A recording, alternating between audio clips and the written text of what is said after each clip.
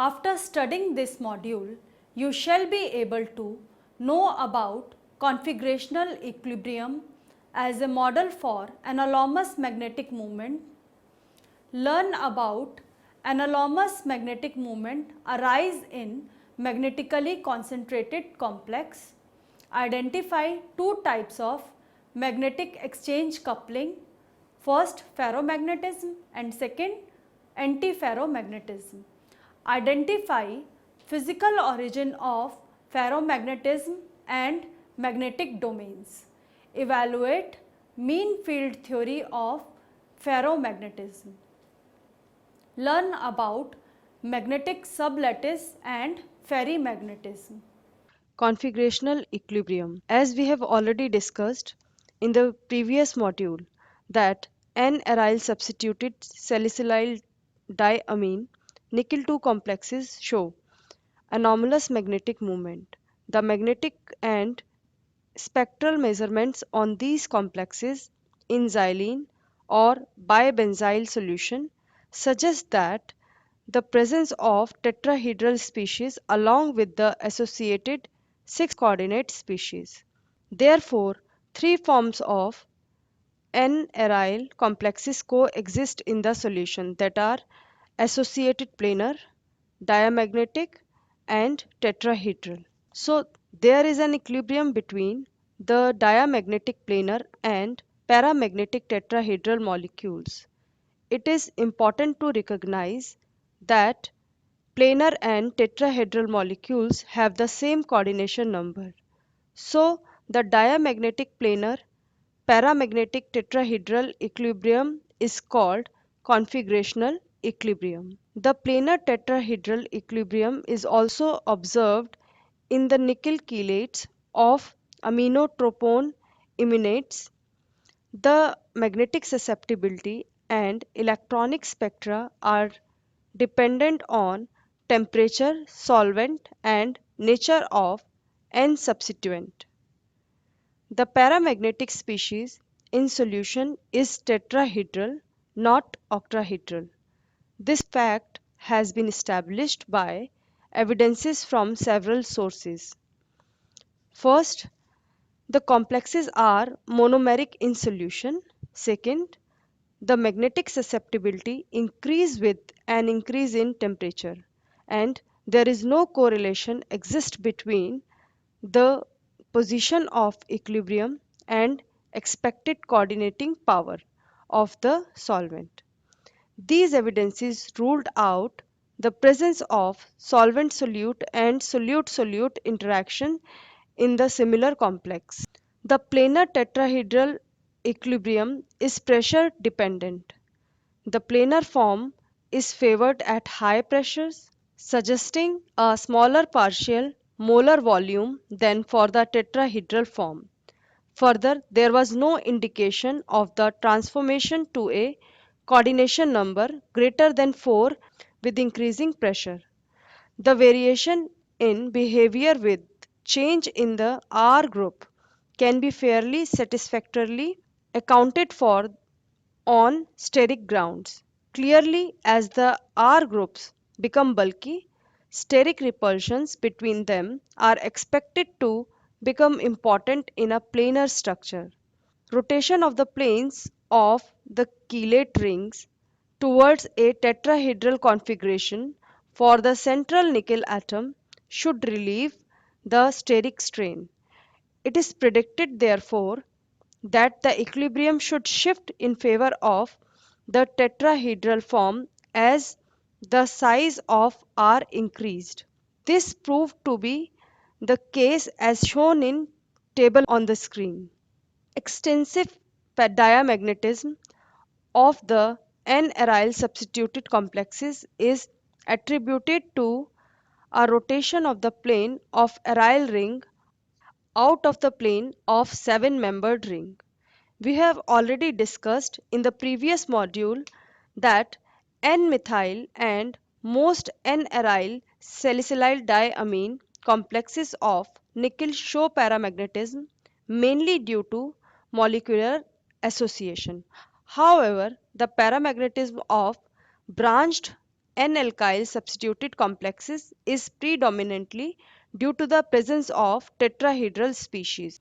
The effect of branching of an alkyl substituent is reflected in the solid state as well as thus the N-propyl compounds, for example, are planar even when substituents are present in the 3 position of salicylyl ring. The tertiary butyl chelates on the other hand are all pseudo tetrahedral.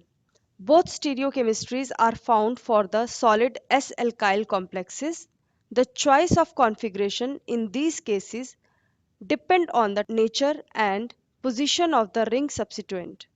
In inert solvents, at room temperature, the N-propyl derivatives are predominantly planar. Tertiary butyl derivatives largely pseudo-tetrahedral and S-alkyl chelates coexist in comparable proportion of both forms.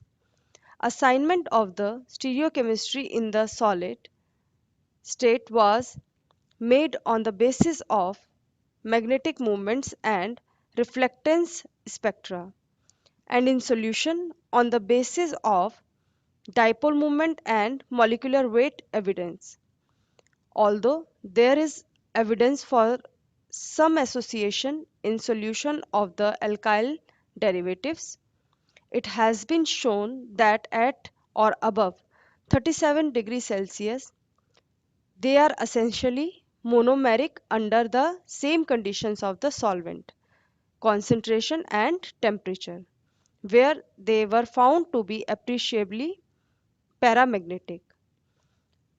Dipole moment of some N-alkyl salicyldiamine nickel chelates are shown here on the table, which are recorded in the solvent benzene. Magnetic exchange coupling. As we have already discussed that the anomalous magnetic moment is the magnetic moment for a metal ion in a discrete molecular species, having a value which falls outside the range of the values predicted from considerations of the spin and orbital angular momentum in the ligand fields of the given strength and symmetry. The discrete molecular species means that there is no secondary magnetic interaction between the neighboring molecules.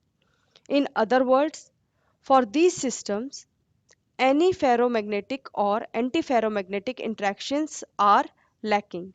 It explains these are magnetically dilute. For such systems, magnetic property of a metal ion is influenced only by the ligand field. Anomalous magnetic moment may also arise in magnetically concentrated systems. The magnetic interaction in such a complex occur when the neighboring centers are close enough for direct or indirect orbital overlap. This interaction affects the magnetic property of the complex and swamps the ligand field effect. In fact, almost all paramagnetic complexes to a certain extent are involved in exchange interaction, which is dominant only at low temperatures.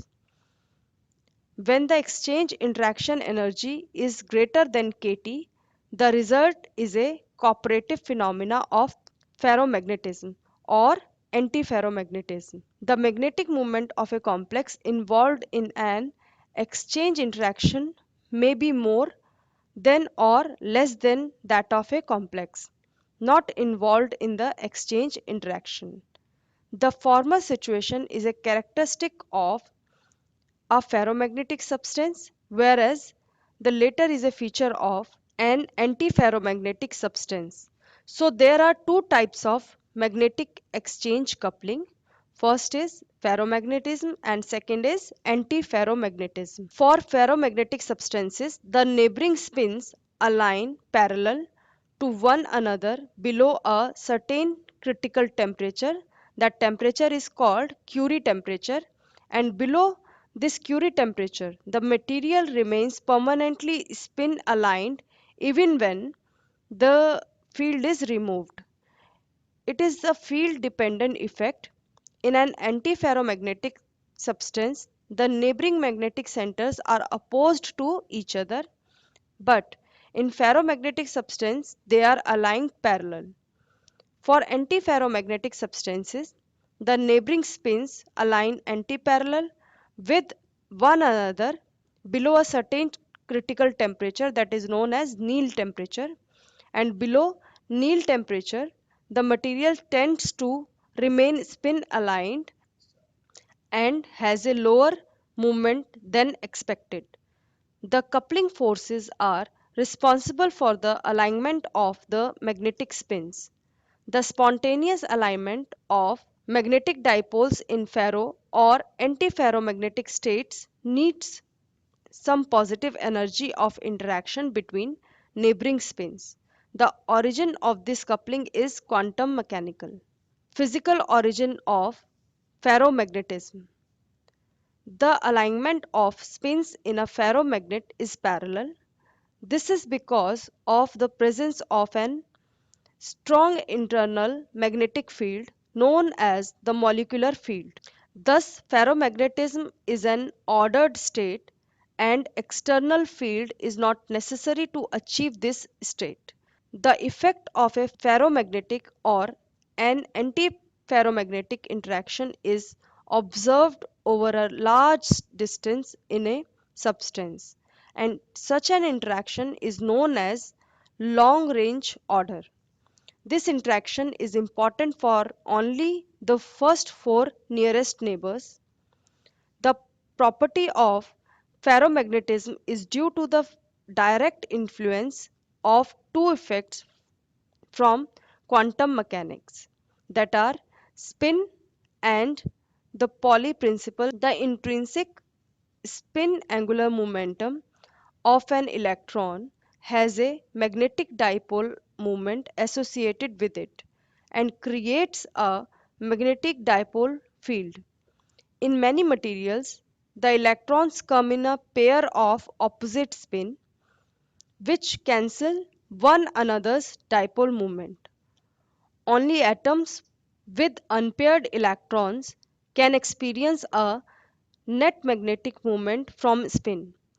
A ferromagnetic material has many such electrons, and if they are aligned, they create a measurable macroscopic field.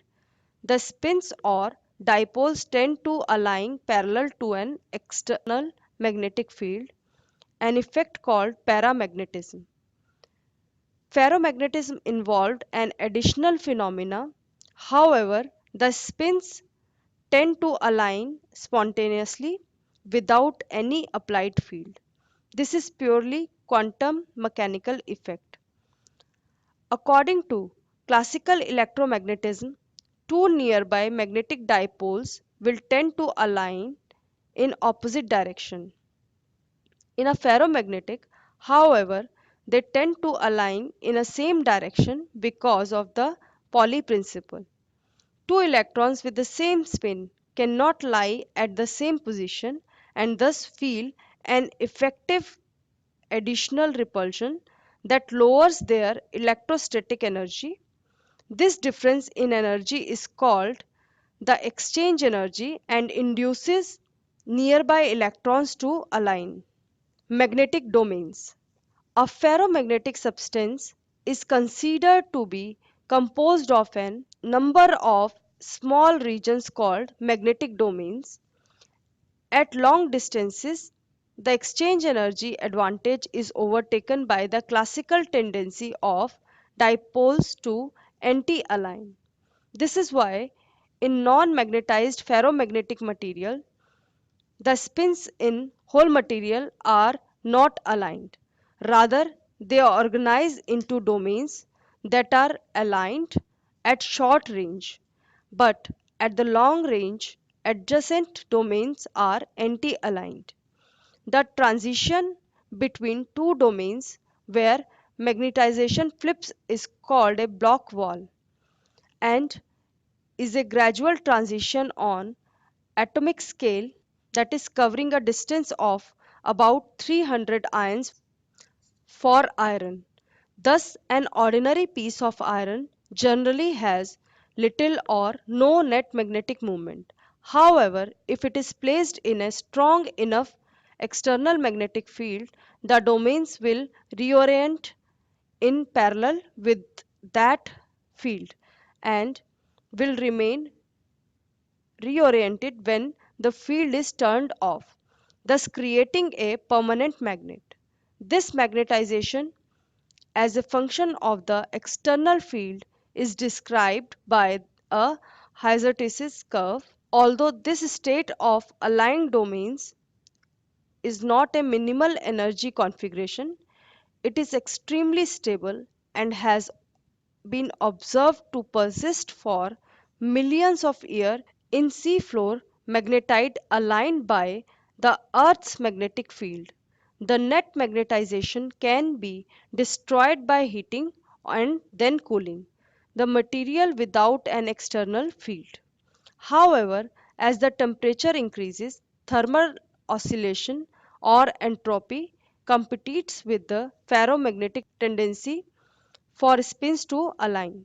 When the temperature rises beyond a certain point, called the Curie temperature, there is a second order phase transition and system can no longer maintain a spontaneous magnetization, although it still responds paramagnetically to an external field.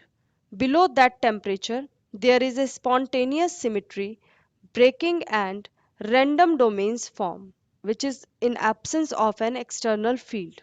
The Curie temperature itself is a critical point where the magnetic susceptibility is theoretically infinite, and although there is no net magnetization, domain like spin correlations fluctuate at all length scales. Mean field theory of ferromagnetism. Consider a paramagnet with a concentration of n ions of spin s.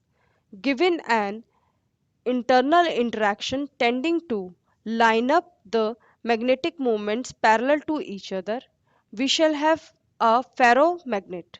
Let us postulate such an interaction and call it the exchange energy. The orienting effect of the exchange field is opposed by thermal agitation, and at elevated temperatures, the spin order is destroyed.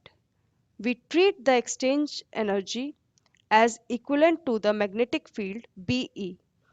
The magnitude of the exchange field may be as high as 107 Gauss.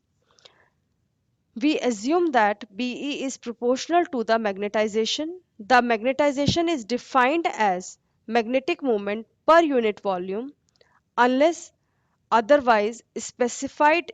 It is understood to be the value in thermal equilibrium at the temperature T. If domains are present, the magnetization refers to the value within a domain. In the mean field approximation, we assume each magnetic atom experiences a field proportional to the magnetization.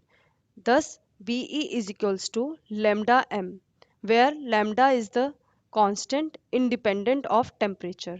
The Curie temperature Tc is the temperature above which the spontaneous magnetization vanishes. It separates the disordered magnetic phase at T is greater than Tc from the ordered ferromagnetic phase at T is lower than Tc. Consider the paramagnetic phase.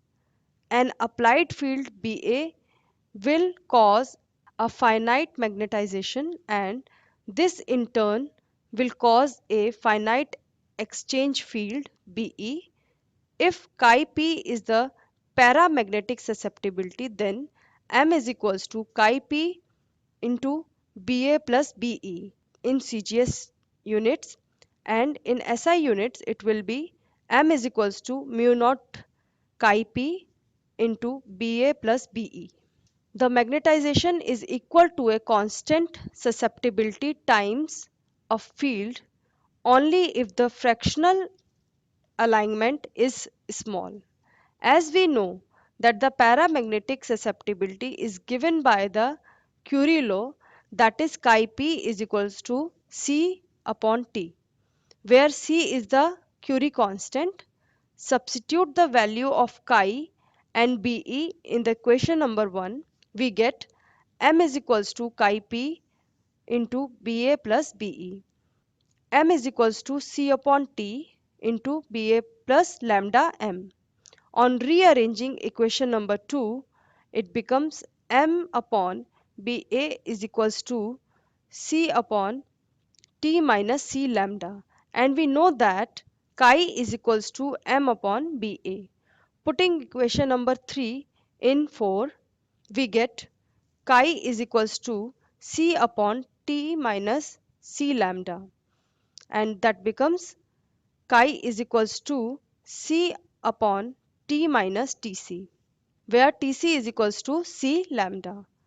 Equation number 4 is the mathematical form of Curie-West law from quantum theory of paramagnetism. The Van Vleck equation for the large multiplet width is shown on the screen, where J is the total angular momentum quantum number and Curie constant. Then C becomes is equals to Nj into J plus 1 G square beta square upon 3k. From equation number 4 and 5, we may determine the value of the mean field constant lambda.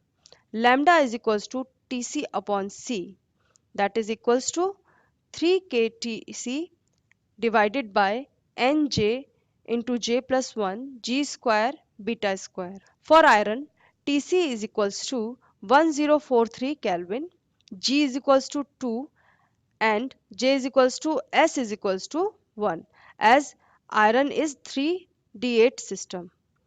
N is equals to 10 raised to power 23 centimeter inverse. Putting these values in the equation, we get lambda is equals to 7300. With m is equals to 1700, we have Be is equals to 10 raised to power 7 Gauss, that is equals to 10 raised to power 3 Tesla.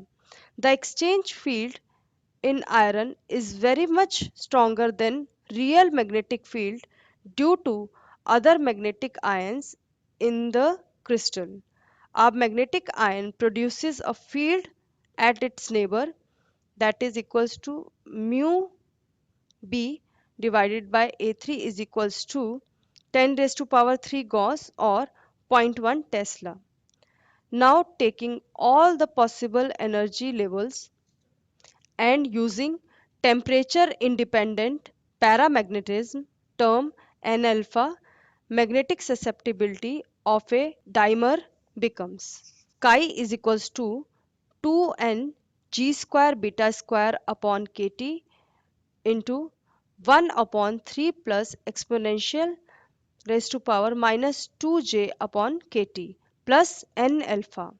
The magnetic susceptibility per gram atom of the interacting ions will be half of the first term plus n alpha. Therefore, chi A is given by the equation shown on the screen. Now, equation number 7 is known as Blaney-Bowers equation. Rearranging equation number 7 and taking log, we have minus 2j is equals to kt into 2.303 log into n g square beta square upon kt chi a minus n alpha minus 3. Magnetic sublattice and ferrimagnetism.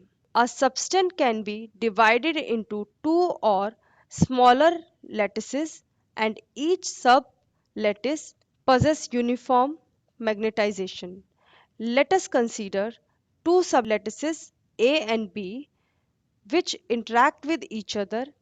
The corresponding magnetizations are represented by Ma and Mb.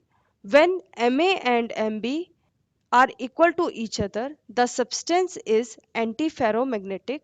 When Ma is not equals to Mb, the substance is ferromagnetic.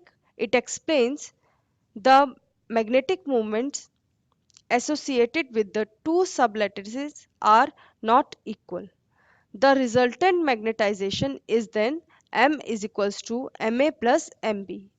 The molecular field constant MAB in a ferrimagnetic compound is much larger than the antiferromagnetic molecular field constant, that is MAA or MBB. The spontaneous anti-parallel alignment occurs also in ferromagnetic substances at the transition temperature. But since the non-equivalent sublattices in it cannot balance each other, it retains a small permanent magnetic moment.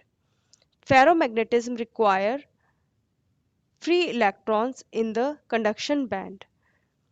Ferromagnetism occurs only in metals. However, ferri and antiferromagnetism can also occur in insulators such as metal oxides. Magnetic susceptibility of ferrimagnets. Let us consider separate Curie constants Ca and Cb for the ions on the A and B sublattices. For simplicity, let all interactions be zero except for an antiparallel interaction between the A and B sublattices. Ba is equals to minus mu Mb, B is equals to minus mu Ma, where mu is positive. According to the mean field approximation, MAT is equals to Ca into Ba minus mu B, and MBT is equals to CB into Ba minus mu Ma, where Ba is applied field. On solving equation 8a and 8b for Ma and Mb to obtain the susceptibility at temperature greater than Tc, we get chi is equals to Ma plus Mb upon Ba, that is equals to Ca plus Cb into T minus 2 mu Ca Cb divided by T square minus Tc square. Ferrimagnetism in magnetite. The ferrimagnetism has been observed in magnetite. Magnetite is an inverse spinel and exhibits two lattices, that is 1:1 mixture of Fe2 plus and Fe3 plus ions in the octahedral structure, Fe3 plus in the tetrahedral structure. The octahedral sites and the tetrahedral sites are aligned in the different directions. The ferromagnetic alignment of the octahedral sites is necessary for delocalized carrier transport of the minority spin T2g electron. This mechanism is called double exchange. The double exchange mechanism is a type of a magnetic exchange that may arise between ions in different oxidation state. This theory predicts relative ease with which an electron may be exchanged between two species and has important implication for whether material are ferromagnetic, antiferromagnetic or neither. The double exchange predicts that this electron movement from one species to another will be facilitated more easily in the electrons do not have to change spin direction in order to confirm the Hund's rule. When on the accepting species, the electron hopping to the neighboring ion is favored if neighboring ions are ferromagnetically aligned, and not favored if neighboring ions are antiferromagnetically aligned. The ability to hop reduces the kinetic energy, hence the overall energy saving can lead to ferromagnetic alignment of the neighboring ions. Double exchange results in ferromagnetic exchange coupling.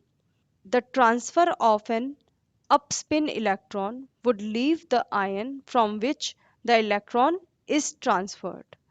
In a higher energy state, which is shown on the screen, electron transferred must have opposite spin to those of the receiving ion, that is from Pauli's principle. For magnetite, experimental values of 1 upon chi versus T are plotted.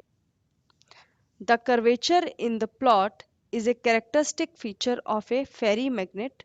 Below the antiferromagnetic limit, Ca is equals to Cb. Summary. In this module, we discussed that configurational equilibrium can also give rise to anomalous magnetic moments. For example, equilibrium between diamagnetic planar molecules and paramagnetic tetrahedral molecules with same coordination number of metal ion is called configurational equilibrium. In magnetically concentrated complex, anomalous magnetic moment may arise due to magnetic interaction in the neighboring centers. There can be two types of magnetic exchange coupling, one ferromagnetism and two antiferromagnetism. In ferromagnets, the alignment of spin is parallel. However, the alignment of spin is antiparallel in antiferromagnet.